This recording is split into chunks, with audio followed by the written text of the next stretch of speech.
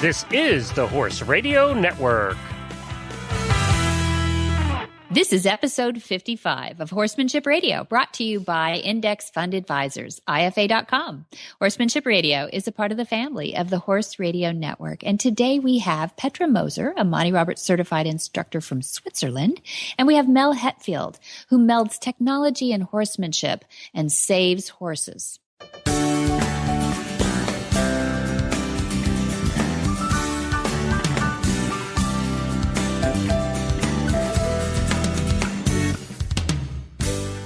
This is Debbie Laux, and you're listening to the Horsemanship Radio. Thank you for joining us. Horsemanship Radio airs on the 1st and the 15th of the month, and I have my producer, Jen, with me today. Hi, Jen. Hello. Nice to be here again. Yeah, I'm glad to have you back. We had a really fun time last time. Wow. It was kind of an epic show. Yeah. It was for me. It was kind of our Christmas show, our big one of the year. We kind of saved it all for the last. But, I think this is a really nice one to walk into 2016 with. This is our last episode of 2015. And I really like the, for Horsemanship Radio, I think this is perfect episode. What do you think? I agree. I think this episode touches two things that I think are relevant when you think about the new year, making New Year's resolutions, looking at life in a new way. We have two guests who, when we chatted with them, made me think about what I do with horses just differently enough that I went, oh, I can incorporate that into my everyday life. Mm. You know how when you make New Year's resolutions, we usually fail at them because we make a giant resolution without a plan on how to get there. Yeah. Lose 30 pounds. Well, you fail. Or I'm going to run 5 miles a day, and we fail. But there's never a plan on how to get there or anything like that. It's just that big one. This one, I think, has a lot of little nuggets that people are going to go, oh, that's going to help me get there. That's going to help me get there. That's going to help me get there. And our first guest is still getting there. She's got that big plan, but she's also got the plan to get there. And then our second guest talks a little bit about how Monty's 2016 tour is going to be helping people get there. Yes. And, it's incremental, but it is, I think the word nuggets was really good on your part too. They're just little, gold pieces of information that these gals, I don't even know if they know that they're expounding on it because it's just their experiences. It's just the try and fail and what's helping them teach people and also helping them get understood by their horses. I mean, it's really not, the burden is not on the horses at all. We really need to understand what's going on when we step into that field with the horses. And we'll talk a little bit about that. There's a little therapy in there, and there's certainly a lot of teaching. We get the question a lot. Dad gets this question. Monty Roberts gets this question a lot. And I think most people who deal with horses and teach natural horsemanship get this question a lot. So there is this language, and Monty calls it the language equus. That's right. It is the gestural language. It's a silent language, like signing for the deaf. All the horses on earth understand it. It's their language. It's not something we train them for. It's something that Dad perceived. He picked up on it when he was a teenager. And a lot of people say, oh, that's what I've been doing. So it's a natural instinct if you're really good with horses. And I think so he contained it in a term, join up. And a lot of people think of join up, the term, as a process. Like first you send a horse away in a round pen, and then you begin to look for the signs, like an ear locked on the inside looking at you, and an ear looking for the outside sounds of the, survival mechanism. And then there's the licking and chewing, where the adrenaline starts dropping, and the horse's head starts relaxing, and their whole system starts relaxing a bit. Then there's the smaller circles, and then finally, so that's the process that everybody understands, bringing a horse to a trusting moment called join up. But really, I don't think Dad ever conceived of join up as a step-by-step process per se. He was doing this naturally, long before he exposed it to the world. So he would say, yeah, okay, there's your moment of join up. You didn't have to do it in a round pen. He could do it on 12 acres if he had to, but it takes more stamina. Yeah. You have to be Usain Bolt. Yeah. Yeah, exactly. But you can achieve it in a pasture. You can achieve it in a sand paddock. It really is all those signs that horse gave you that he says, okay, you understand my language. Now if you invite me in, I'm going to trust you. But Dad would say it's not just join up. It's living by join up for the rest of your life. So somebody might ask quickly, well, wait a minute. How many times should I do join up? Yeah. How many? That is a good how question. many times? What is the magic number of join ups? Do I keep doing this forever? And he would say, of course not. The horse is going to get real irritated with you, and you'll know pretty soon that you can't do it forever, because the horse will go, that's a really boring story. Stop telling me that story. And so he really intended it to be more of a living by a principle of join up, which means that when you go into a stall and that horse's butt is facing you, you wait until that horse comes and faces you. So if you have to push him put a little pressure on him or something to get him to turn his head to you, that's horse language for, I give you respect. And so there's so many of these little interactions that you just opened that up, Jen.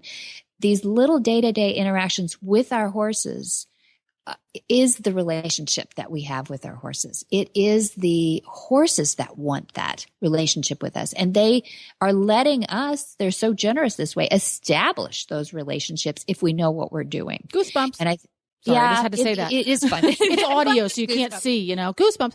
And that is so true, because I started down this road because I had a horse that I needed to interact with safely that was having a lot of difficulty interacting with humans. It was unpleasant, if not dangerous, for both. So out of desperation, I know a little bit about this whole equus language thing. Let me try it. And I've been going down that road, and I don't do round pen work. Don't have a round pen. Don't own the horse. Don't have the right to train him. But I do have the right and the ability to interact with him on a daily basis in a way that is safe and helpful and trusting. So I've been taking these equus language techniques that I'm learning in little tiny increments, and it's made it's just night and day with that particular horse. But it's like, wait a minute, well, why can't I interact with every horse that way? And it's been fascinating, because horses who have no exposure at all to any natural horsemanship training technique of any sort, the better I am at using that equus language, the more pleasant, the more trusting, and the more fun everything I do with my horses. Everything from walking out into the field to scratch his ears to taking him for a ride to putting his tack on and off. It's a paradigm shift, but it's a paradigm shift that's been happening in smaller steps. So it's really kind of cool. Yeah. And this is with Pablo, right? Yeah. Well, Pablo, and I'm also, as I said, I'm trying to use it with every horse. So when I work with Pablo, huge difference, because Pablo now trusts me as a human sufficiently that he's no longer dangerous to me and me or himself. Yeah. And it gets better and better and better all the time. And it's not a case of how many times have I done join up. It's that was a learning curve for me, because I thought when I first started to understand equus sufficiently that he understood me, because he's never unlearned that. He kind of expects a human to act that way, because if a human acts any other way, he's terrified of you. Mm-hmm. When I started to see positive results there, I thought, well, once he gets that, I can just go back to dealing with him like I would any other horse. You walk up to him, you look right at him, and you stuff a halter on his face. But that's not the case at all. And at first I was disappointed. I went, oh, well, that sucks. He didn't get it. No, I didn't get it. He got it. I didn't get it. I need to use that language all the time. Yeah. So Glenn and I have both been kind of practicing a little bit of that as we interact with our own horses. And it's been kind of cool to watch how the different horses they all have their own learning curves too, because they're learning to trust that we're speaking truthfully, because they know that we can pretend to speak Equus and not really. Yeah, I guess they might. They might do that. I think they test. They test, precisely. They test to go, well, you never talked to that way to me before. Are you going to keep doing it? Mm-hmm. And for them, partly because they're mischievous, especially Scooter. He's a challenger. And it's been so fun to go through. So when do you think this is going to be like pervasive? When do you think everybody will say, oh yeah, this is just so much more fun? Why wouldn't everybody do this? When does it become natural for us to do that? Wow. When? If I use the safety helmet analogy, I'm going to say in one generation, it will be the norm. Ooh, good. So that means the kids that are growing up, those 12-year-old girls who dad wants, he said if he doesn't believe in reincarnation, but if he ever came back as a horse, he wants to be the horse of a 12-year-old girl. Oh, I know. Isn't that cool? Yeah. So do you think those 12-year-old girls, they're going to be the one? They're going to be the next generation? I think that not necessarily being good at it, not necessarily practicing. I think it's going to be one of those things, just like riding helmets. It's going to be, oh yeah, you wear a riding helmet when you ride, don't you? Yeah. It's going to be, oh yeah, when I work with a horse, I need to learn the horse's language, not the other way around. Good. I think that's where we're going to be in a generation. Awesome. Yeah. Awesome. I look forward to it. Yeah. And I can't wait to, for everybody to hear these two guests, because as I said, I think of them as malted milk balls of knowledge, because I'm hungry right now. Malted milk balls of knowledge from Petra and Melanie. Hi, I'm Mark Hebner, president of Index Fund Advisors and proud owner of Monty Roberts' Willing Partners graduate, He's a Sugar Bear. You know, investment portfolios are a lot like horses. You need to find one that best suits you, your temperament, and your stage of life. Some people might like an energetic horse and an aggressive investment portfolio, while others are more comfortable with a gentle ride and a more conservative investment portfolio. The trick is to find the one that's right for you. That's what Index Fund Advisors is all about, matching people with portfolios, risk-appropriate, low-cost, and globally diversified investment portfolios. You can find the right portfolio for you by taking the Risk Capacity Survey at IFA.com. That's IFA as an Index Fund Advisors.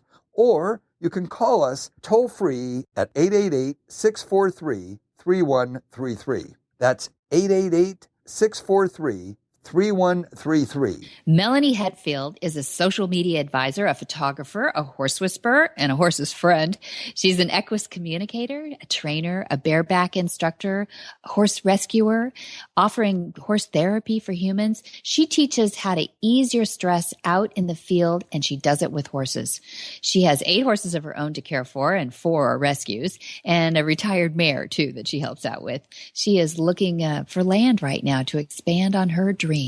Welcome, Melanie Hetfield. I'm so excited to have you on the show. How are you, Mel?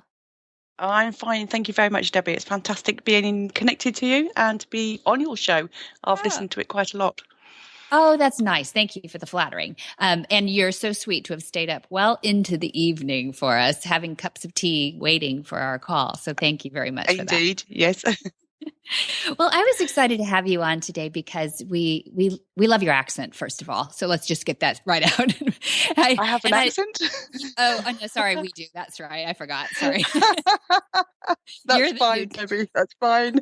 And you're a wonderful horse person. And so, of course, you fit our Horsemanship Radio perfectly. But I really wanted to talk about your menagerie and some of the goals that you've had in your life, because you're an interesting woman in that we've introduced you as a social media advisor, a photographer, an equus communicator, and you have so many things going that I think a lot of people envy your being able to do that. Do you find that you're in an envious position? Oh, I've never actually thought of it that way. Oh, I just enjoy what I do. I was going to say, I just enjoy what I do. And I've I think the horsemanship, or the horses photography, and also the social media side of things, it's just something that I can blend all together, and they all complement each other. They do. Actually, it does work. I mean, it's wonderful to be able to wear a corporate hat and be able to work with your horses too. Not that it probably, is making you a millionaire or anything. No, far from it. Far from it. But you do live your dream, and that's something that we all aspire to do. And we, for that reason, we wanted to talk to you about how you do it. You have 8 horses that you have to care for. 4 of them are rescues. Tell us a little bit about that background. How did you get into the rescues? Basically, it started when I promised my daughter a horse when she passed one of her horse exams for the pony club that she was involved with. And the first horse that spoke to me, as it were, was this sorry-looking, supposedly Welsh-D cross-Arab pony. Oh. I've never seen such a sorry state of a horse. He looked so bloated, bless him. And I just had to take him. Yeah. So he was miles too small for her. He was only 21 months. And then after a week of having him on a proper diet of hay and grazing, he was just skin and bones underneath. So that was our starting point of rescuing. And then it just went on from there. And I'm a sucker for horses that need help. Yeah. What was your daughter's age at that time? She was 12 at the time. 12. She's done perfect. really well. She's doing very well now as well with the riding. She wants to go professional with it eventually. Excellent. What does she ride now? What's her discipline? Still at the stages of doing the pony club. She loves dressage, and she struggles with jumping because she has got scoliosis. So leaning forwards into the jump position, she struggles with. Yeah. So I think it's going to be dressage. But she also does have a dab at the horse communication as well. So I think there's something there for her. Excellent. And how do you know that? Has she been achieving join up? What does she do in the horse communication side? Yeah, so we'll go from join up. So yeah, she does achieve join up with the horses.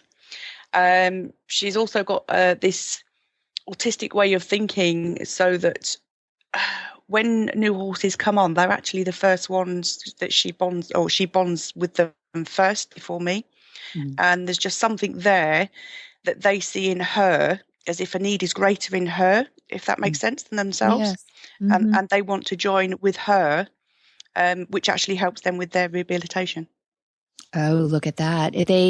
So it's not that they feel that there is a lack in her. They actually feel an affinity to her. Am I reading it right? Yeah. Yes. Yeah. I absolutely agree. Yeah. Yeah. And did you come into this at an early age too, where you felt like, horses had empathy for you and vice versa? Were you young? Interesting. Yeah, I started riding when I was 16, so a few moons ago. But I didn't start thinking about my actions with horses, because I've been on many horses in the past where they say, "Oh, hit the damn thing," and I always felt bad about doing that. And it wasn't until she got involved with horse riding from when she was 2, and I started then communicating with horses on a different level. Even down to the point, but one of the last horses that I rode, I've not ridden for 3 years because I've been rescuing horses and they're all too small for me. So the last horse I rode, it was one of those types of horses that they said, hit the damn thing, and I refused to do it. But I used my disability and my hips and my back and everything to actually say, well, I can't join in the lesson. I'm going to do my bit in the middle. And then I started to communicate differently with the horse, and a horse that was supposed to be a behaviour issue horse started responding differently with me. And that's where it actually all started. So, and it was shortly after that I learned about Monty, and I signed up for the online university. Oh, yeah. Great. Well, tell us about that. So have you used that in your training and as an instructor? Absolutely. Yeah. Great. Yes, I do. I recommend it and ask people to go to it as well, in order to actually learn more about their horses and different approaches in order to help their behaviour horses. Well, thank you for that. I appreciate that. You're welcome. No, it's yeah. good. The information on there is fantastic. So no, absolutely. Good. Well, we've tried to be really broad. What areas of it are, or maybe you're using it across the board? What areas of it do you think specifically have helped in the therapy side? I'm going to tie this in with the uni because I think it's important. Yeah. After I'd gone through a lot of the horse behaviour things that Monty teaches on the university, and even down to the bit where we had, I can't pronounce his name. And I've spoken to him. He's a lovely chap. I'm on the Florian. I can't say his last name. I'll say it for you. It's so cute. Florian Oberperleiter. I'm really glad you said that. Yeah. Okay, yeah. But there was something. Yeah, there was something in his training sessions that just actually started me thinking, hang on a minute, from the feelings and the energies that he's putting into the horse there and how he's dealing with the horse.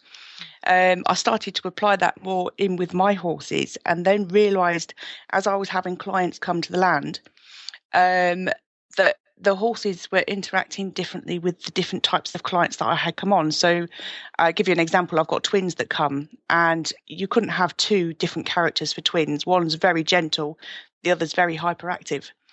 And just how the horses responded differently with these clients showed me a way that I can actually use this as therapy. So then I started having autistic children coming and all basically on groundwork up to the point where they can become confident in order to sit on a bareback horse without getting too excited and exciting the horse. Does that make sense? It does. It does. It's all about that physio. So you're actually getting the horses or the people to sync with the horses, I guess, in their physiology. Yeah, absolutely. Yes. Yeah. I'll jump in here with we introduced you as one of your skills is teaching people how to ease their stresses by using the horses out in the fields. Tell us a little bit about that. I'm fascinated. Yeah. Okay. Well, moving it further on from the communication with the training with the kids and everything. Mm-hmm. When people come to see the horses first, because I don't charge for people to come and meet the horses. So it's not until they've actually agreed for lessons and stuff that I actually start charging them. And sometimes they'll come out and they'll have a whole hour with me out in the fields with the horses. And we go through the different behaviour or personalities, you could say, not behaviour, personalities of the horses that I've got. And while we're actually talking about the personalities, the horses are drawn to the person that's with me. But what I noticed as well is that it's not the same horse that's drawn to the same person. What I'm trying to say is when the person that's with me is in the field, one of the horses will choose the person. And that horse will come up to the person and help the person. And when that one horse has chosen the person, all the other horses go away, leaving the one horse with the person and me. And you, in your experience, this is pretty consistent. You've watched this happen consistently. What do you think the horse is choosing that person for? I think for the individual needs of the person. So without talking or saying what the person's stresses are, which I think from a therapy point of view, I'm going to bring therapists into this. If we go to a therapist, we know we've got to talk to that person. We know they make notes. Yeah, so technically nothing's confidential because it's all written down somewhere. Mm-hmm. However, when you come out to the horses, you can talk to the horses about anything and they're not going to tell us all. Mm-hmm. Okay, so I think the horse that picks that person feels whatever that person needs, so that person can open up their inner selves, if that makes sense, and help relieve the stress that's inside of them. I think you described what every woman feels about getting away for their horsey time, and so it totally makes sense to anybody. But we might not have actually figured out the whole depth of what you're seeing because you're seeing it in multiples with your clients. Yes, I am. So that's interesting. Yeah, that is so interesting. So you've got fields out there on your property. How many acres do you have? 3. 3? And you've got 8 Yes. horses? Or what? Well, actually, I've got 6 horses on my 3 acres, and then there's the other 2 horses that I look after are on another 2 acres, just a couple of fields down from me. So 8 horses really on 5 acres, which is nowhere near enough. Yeah. So you've got a bigger dream? My dream would actually to be able to have about 200 acres. Oh, And that's a lovely dream. that many, I know, rescue as many horses as possible and help as many people as possible. Oh, So it's sort of, I can imagine me at the front of the horses and them all following me. Sorry, that's a big dream, isn't it? that's awesome. I love that. Yeah, I know. But no, realistically, I need something which I keep putting messages out everywhere at the moment in social media. I go round different farmers, which is not very good at doing at the moment, asking for more land for grazing, but also to build the business. And I think that's the big problem. Farmers don't want to have equine business on their land. So I'm seriously looking for enough land for what I need now, but also to slightly expand into the future as well. Oh, good. Well, listen up, everybody over there in your part of the world in England, because you've got the talent, the ability, and the passion to do it. And how old is your daughter now? She's 15. So you'll have help. Oh, yes. Yeah, she's my helper. Anyway, yeah, she's my helper. This is how we can manage to afford to rescue the horses as well, though. Although I run it as a business, there's just me and her that do the main work. So I don't pay anybody else. People sometimes come and volunteer to help, Nice. but they're odds now and then. But as well, they're there to learn about the horses. So I'm actually teaching them at the same time as they're helping. That's great. That's great, Mel. Well, we're happy to put it up in the show notes and let people get a hold of you if they know how to help or how to volunteer or help you feed a horse or 2. It would be great. Oh, thank you. You're doing it. Fantastic. Yeah. Oh, thank you. It'd be great. Yeah, no. So I'd love to have you back sometime, and you can give us updates on how's it going over there. But I appreciate you staying up for us tonight. No, you're welcome. That's lovely. No, thank you, Debbie. It's fantastic. Good. Melanie Hetfield, we'll put the website for. What's your website? Go ahead and say it out loud. It is Melanie Hetfield -equineservices.com. Well, thank you for that. Mel Hetfield and Equine Services. Thank you for joining us today on Horsemanship Radio. We're really excited because Sean's Omega Fields company has done something amazing for one of our test horses. His name is Cadillac. And we felt so strongly about it that we definitely wanted to bring him on as a sponsor of Horsemanship Radio. And we wanted you to know that it came in that order first, is that we were so impressed with this product and with this horse's results that we wanted to have him a part of our monthly shows. What is it about the Omega Fields product? Something's different. Omega Fields was built around a really unique and proprietary technology. Flaxseed has been known for a long time to contain rich source of omega-3 fatty acids along with omega-6 and omega-9 fatty acids in a near perfect balance. But historically, there was a problem using it. It's high in fat, and when it was milled into a feed product or a food product, it would go rancid very quickly. So our company had developed a proprietary technology for stabilizing this high-fat flaxseed to make it usable, give it a long shelf life in a natural environment. We don't use any chemicals or additives to extend the shelf life or anything like that. It's a completely natural process. That's what makes our flax really different. It makes it usable. It makes it nutritious over a long period of time. We guarantee an 18-month shelf life, so consumers can use it with confidence without it going rancid that, would potentially harm the horse. So quality of manufacture, every single thing in that product, Omega Horse-Shine, is food grade. It's made at a food grade facility with great care of product quality. The stabilization technology makes that omega-3 nutritional value locked in and usable for a long period of time. So proof is in the pudding, so to speak, that it really works. You'll see dramatic results in a fairly short period of time. Petra Moser is from Basel, Switzerland, and she mainly grew up with dressage and show jumping horses. She's been around horses most of her life, though, and after college, she decided to study equine communication science based on the concepts of Monty Roberts at a private academy close to Berlin, Germany. Wishing to learn more about join up and the training techniques using the horse's natural language, she followed the path of becoming a Monty Roberts certified instructor. And she left the academy in 2008. She had been working with different Monty Roberts instructors and horse trainers in Switzerland, Germany, Portugal, England, and the USA. And in 2009, Petra was a member of the German tour team and part of the core staff during Monty's science trials in England. In 2009 and 2010, she also spent several weeks working at a horse rescue center and completing her internship at Flag Is Up Farms in California. After becoming an instructor in May 2010, Petra is now working with horses and teaching classes all around Europe.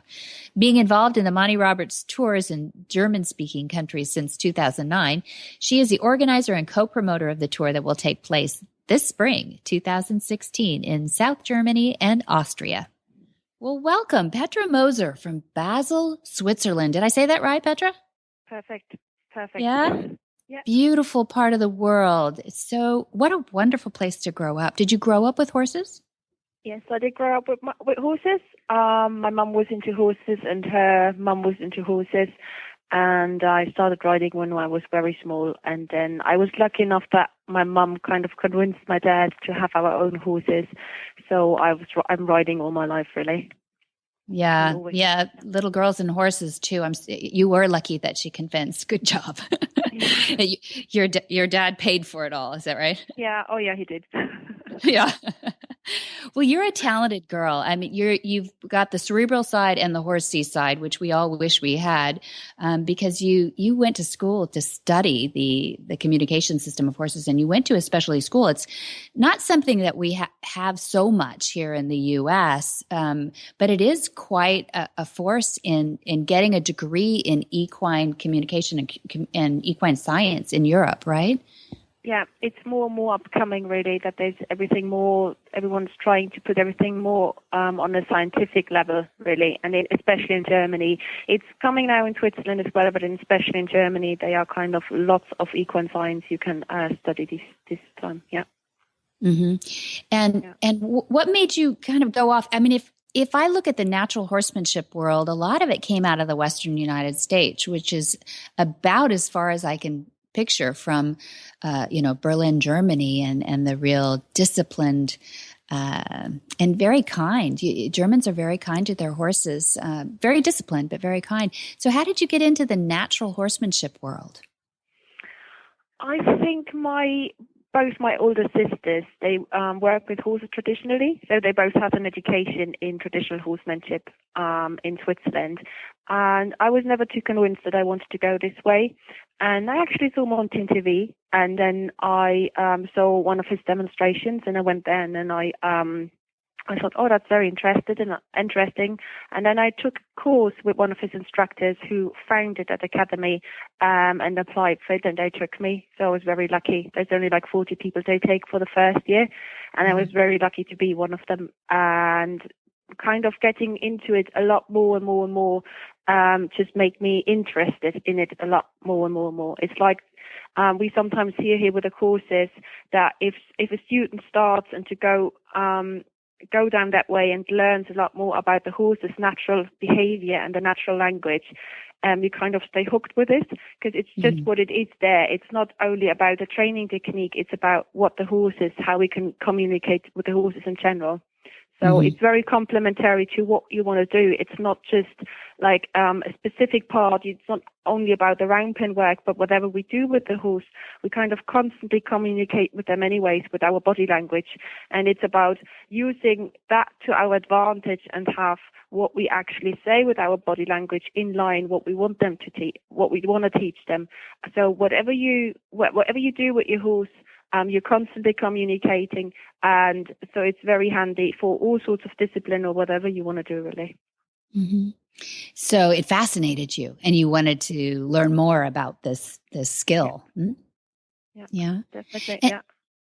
And some people that I find are fascinated by horses fall into kind of two camps. There are those people that just really want to be with the horses, and they're fascinated by their language, by their what they can do and what you can do with them. And then there are people that have all that, but they also love imparting that to other people. You seem to be, from what I know, a great teacher, and you seem to work well with people, and that seems to be your course. How did you know that you didn't want to just be with horses, that you wanted to also impart this to other people? For my own personality, whatever I've done in my life, I always like to be someone who is kind of helping to one party to understand the other party. So whatever I've done work-wise or in school or whatever, always had a little bit to do with how can we communicate and understand each other a lot better. And so I really, really love teaching anyways, and I love to share with people the experience and the enthusiasm, how nice it is if you can actually communicate with your horse. And then it's a lot about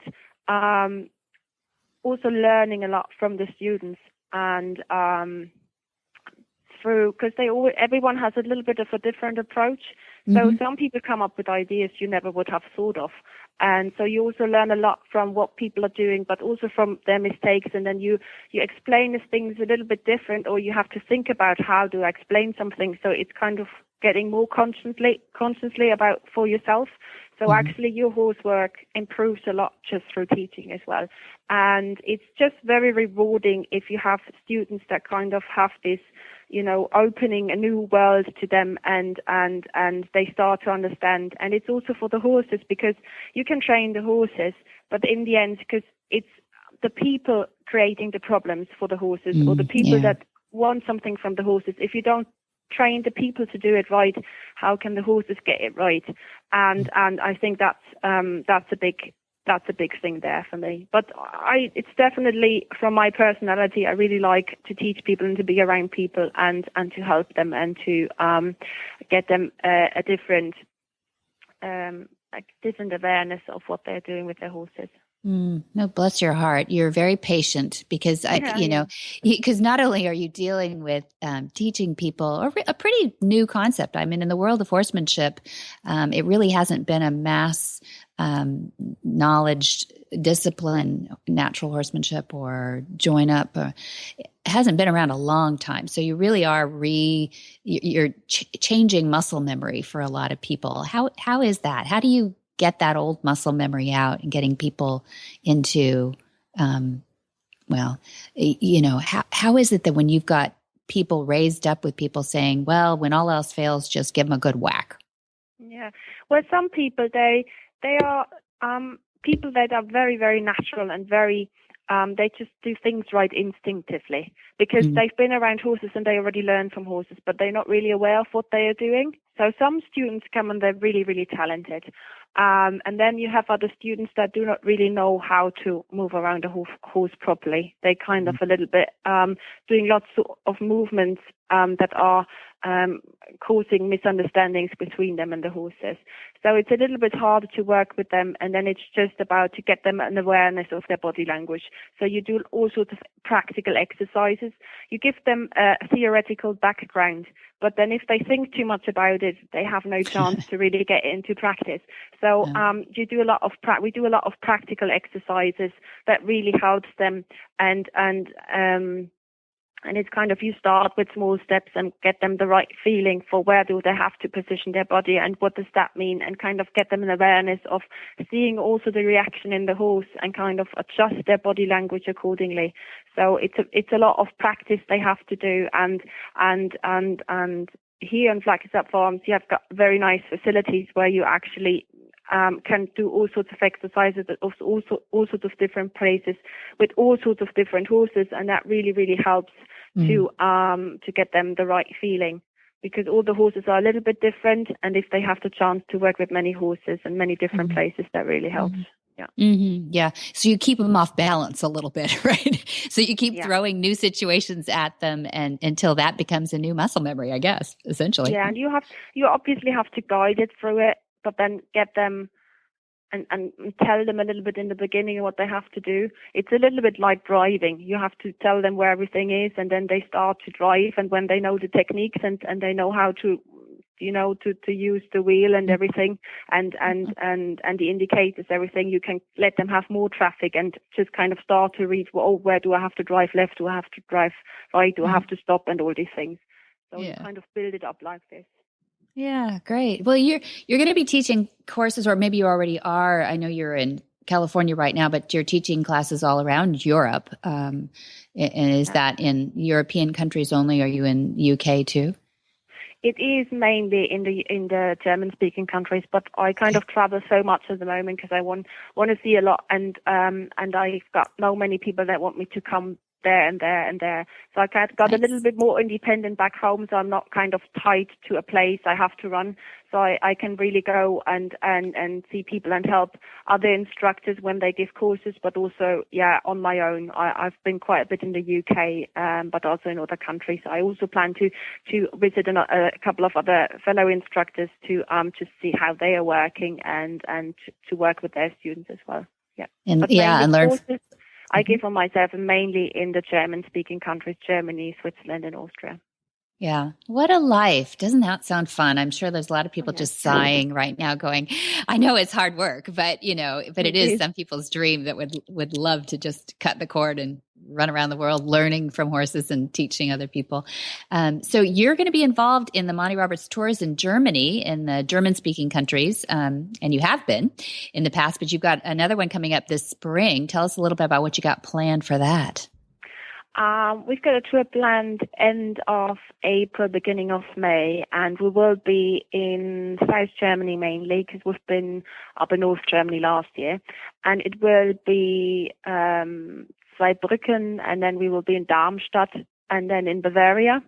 So it's the Frankfurt area and Bavaria, and then we will be in Austria, close to Vienna somewhere. And then there is another one called Stapelpaura. I'm not too familiar with the Austrian geography, so I think it's in Oberösterreich.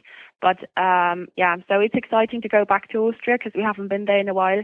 So it's basically, apart from one location, it's all locations we've never been before. And especially Austria, because the last time we've been to Austria was in 2011. And so everyone is quite excited to go back to Austria because we have so many people asking again and again, when do you come back to Austria? So that will be nice. Yeah. That will be nice. Well, good. We'll put up the dates in the show notes so that people can find out how to get tickets eventually to that. And we are lucky enough because there's a lot of instructors in the German-speaking countries these days. We've got many instructors in Germany, but also 2 now in Austria. And it's nice because we involve all of them, and then people have the chance that it's not only Monty that can do that, but also that they can learn it as well, and they can see that through the instructors, and they can talk to them and ask them whether they want to, where they can get courses and things. But it's nice. We're a very good team, and we're really, really happy because we can show the people a lot better these days what it is all about. And it's not only about the round pen work, it's also how do you use Join Up on a day-to-day basis. And it's a lot closer. We're a lot closer to the horse owners and to the volunteers coming there, and also with the audience.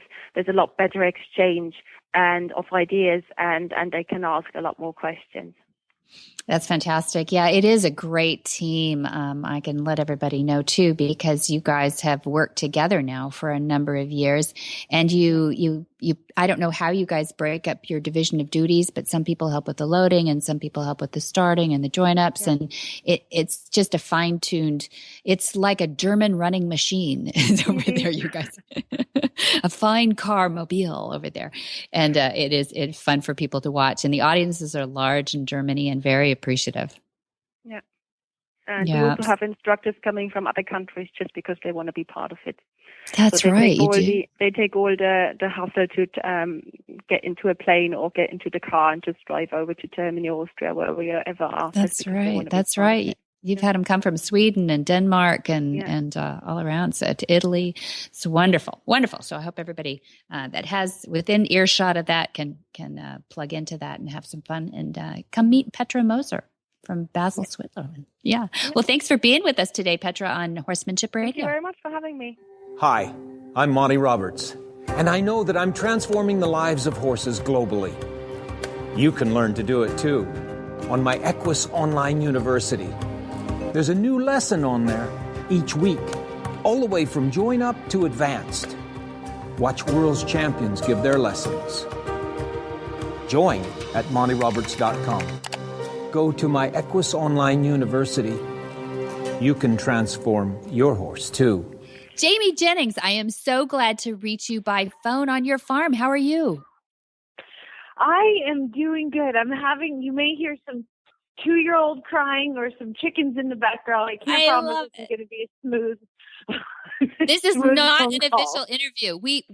We actually kind of ambushed Jamie here today because we want to ask her and put her on the spot if she will help us out in 216. And I think all our listeners are going to love this idea. We are going to start a new segment called Ask Monty because Jamie has committed to being a student, and she's coming out to Flag Us Up Farms in 2016 and wants to know how to be a horse whisperer and how to get her certification and how to work with those Mustangs like she did last summer in Gentling Wild Horse Course.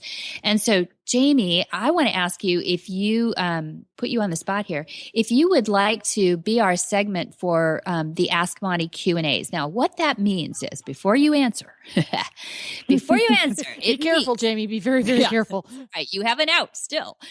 That means that people write in. I get probably about 100 questions a week from people all over the world that ask the craziest questions, but there's always a core need at the center of understanding the horse. Why does my horse do this? Why doesn't my horse do that? And Monty picks one. He has the ultimate choice. He picks the ones that are the most broadly educational, and then he answers them. Have you looked at those before, Jamie? Have you ever seen those that we post? It's my favorite email I get every week is the Ask Monty. Oh, well, great. Okay, so you kind of know the format. And so what I was looking for somebody who's a good student, who I knew was searching for the information. You're a seeker and would read those to us on every episode of Horsemanship Radio. Would you do that for us? You know what? Being a part of this show and being a part of that, any legacy of Monty Roberts is a total honor. I would absolutely do that. Are you kidding me? I get to chat with you all the time, a couple times a month, and read words that the master has written. So, of course. Oh, that's really nice. Well, the questions are often in broken English and kind of not the easiest stuff. So I had to get somebody who's really a good pro at this. So I really appreciate that. That's right. Nice words. And I think it'll be really interesting to get people seeing the broad array of questions. And, sometimes it's like raising kids, right? You think you're an island, right? Nobody could have gone through this massive education of having a child, but everybody out there did it, and you just don't want to feel like an island. So people come up with these questions and they feel like only their horse, was probably this issue. It was either them or their horse, and it's not. Everybody has these things that they're working on. So does that mean that I can call Monty and ask him how to get my 2-year-old to stop crying before nap time? You could for try 2 hours. Oh, if okay. he says Benadryl, just gotcha. No, he's pretty good with kids too. I have to say, I don't know if you knew this, but we had 47 foster kids growing up too. So there was a lot of kids through the house. So he might have a 2-year-old trick. Most of them were like, you know who I should call? I could call your mama. Yeah, you're right about that. My mama would be a better, a resource for you. Yeah, and most of these kids were teenagers, so you got to get there first. But go ahead, Jamie. Oh no, I just of course it would be an absolute honor to be a part of this segment, and I thank you for asking me. Good. Well, we're rolling that out for 2016. So you're going to hear a little bit of Ask Monty by a nighttime story by Jamie Jennings. We're going to maybe we should have some nice soothing bedtime story music at the beginning of it. It might help. Yeah. It might help that adrenaline. Start out with Dear Monty. Yeah, I like it. Read it as it's written. I love it. I love the idea. I love that it's a different media. The people that maybe get the emails are not the same people that are on the university, and those might not be the same people that listen to your show. So you're kind of, fortunately, you're tying it all in together and making it all, you're sharing the media within all of it. And all of it is to get Monty's words out there and let people know that they're, like you said, not an island. They're not alone. Other people have these problems. And, you can learn so much just by hearing somebody else ask a question and getting the answer that you need. So I think it's a fantastic idea. And of course, I'm honored to be a part of it. Thanks very much, Jamie. Okay, well, we'll be looking for you on Ask Monty in 2016. Thanks again. Absolutely. Thank you. Beverly Gray gives us a great tip. She's an endurance rider who's always evolving and learning. Well, welcome back, Beverly Gray. How are you doing, Beverly? Oh, I'm wonderful, Debbie. Thanks again for having me on again. I really appreciate it, and I really love your show. Oh, thank you so much. And we were really excited to have you back because our trainer's tip is really that pearl, that the best part of the show for me, because I get to talk to all these great trainers like you and glean some bit of wisdom that we can share with, I always think of a 12-year-old girl thinking, here she is at the beginning of her career, and she probably has so many great questions that I wish I remembered that far back. I can't remember, but what do you have for us today that you'd like to share?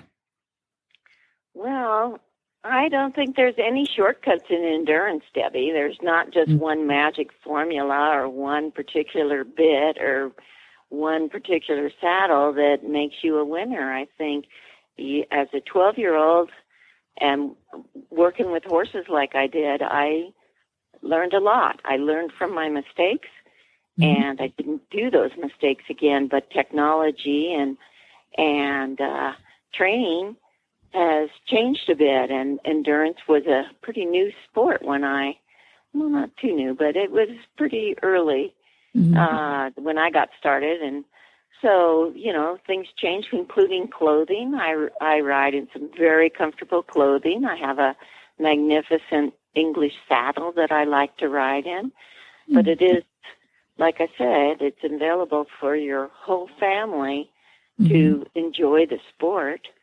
And wished my whole family could have enjoyed it with me when I was very young. But, I was out there learning and enjoying the miles and the new trails and a magnificent horse that I had at that time.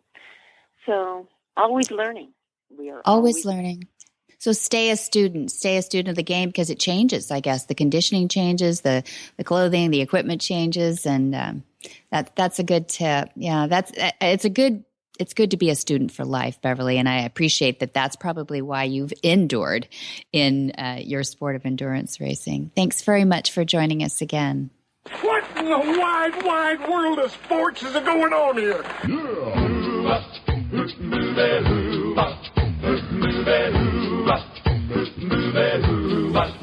Where in the world is Monty Roberts? Monty is looking forward to meeting some new friends, two-legged and four-legged. January 9th, he has his Night of Inspiration. That's fun, food, and conversations with Monty and Pat at Flagazette Farms. And then March 5th, March 11th, and March 19th, he'll be over in England. He's heading to Kent and to Reese Heath College, Cheshire East, and to an evening with Martin Clunes, too. A lot of people, him as Doc Martin in Dorset. And then April 9th, he heads over to Wilhelmsborg, a demonstration in Denmark. And then May 23 through June 3, he has his Gentling Wild Horses course at Flagazette Farms. That's a lot of fun. And then July 17th through 21, Monty Special Training, translation in Portuguese. And then August 1st through 5th, Monty Special Training in English at Flagazette Farms in Solvang, California. Then we've got some special dates added. We've got March 19 and 20. That's joining Pat Roberts for a Wild at Heart weekend in California at Flagazette Farms. And then March 21, the next day after, we've got Horse Sense for Leaders at Flagazette Farms. And March 21 through 23, Monty will be with his certified instructors, and this meetup is in England. It's our annual certified instructors meetup. Woohoo! And if you didn't get all that automatically, you can go to montyroberts.com, and his calendar's there along with lots of other great information. Or you can go old school and give them a call at 805-688-6288.